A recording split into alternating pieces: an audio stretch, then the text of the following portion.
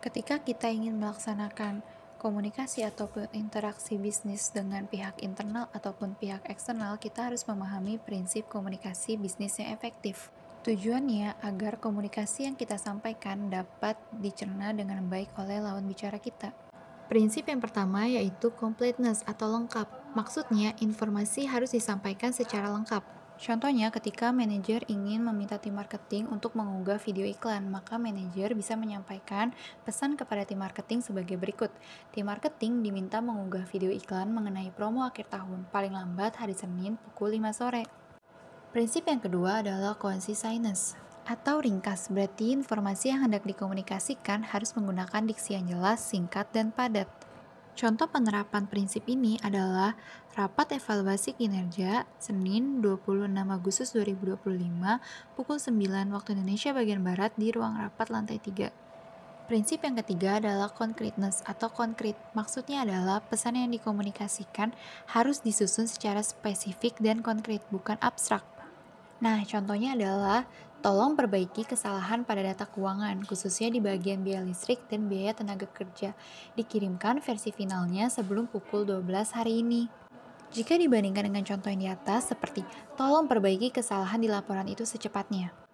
Contoh pertama tidak dapat dikatakan sebagai concreteness. Kenapa? Karena pesan disampaikan tidak secara spesifik dan berbentuk abstrak.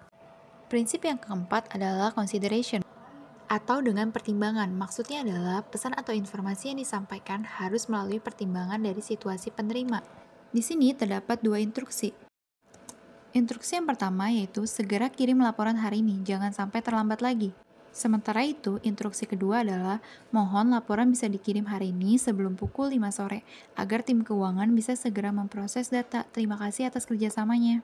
Berdasarkan dua instruksi di atas, yang dapat dikatakan sebagai prinsip consideration adalah yang kedua.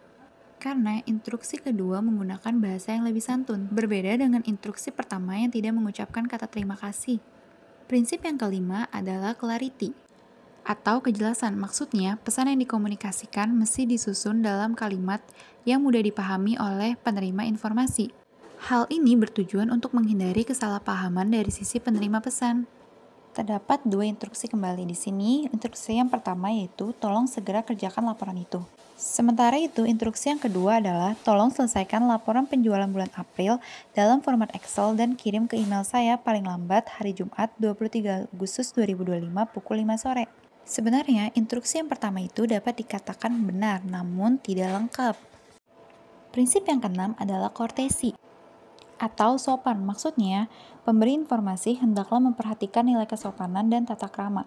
Berkomunikasi dengan santun merupakan bentuk penghargaan kepada penerima informasi, sekaligus meningkatkan rasa simpati. Nah, terdapat dua contoh kembali. Contoh yang pertama, kami belum menerima pembayaran, segera lakukan transfer. Kalau tidak, pesanan Anda dibatalkan. Contoh yang kedua, kami ingin mengingatkan bahwa pembayaran untuk pesanan Anda belum kami terima.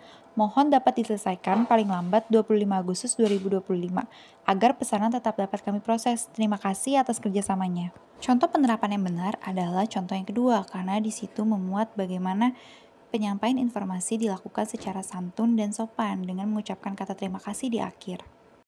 Nah, prinsip yang terakhir adalah correctness, artinya adalah benar. Maksudnya, informasi yang dikomunikasikan dibuat sesuai dengan fakta yang sebenarnya terjadi.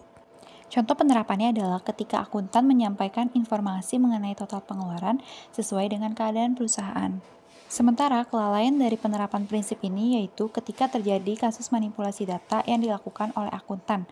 Sekian materi mengenai prinsip komunikasi bisnis yang efektif.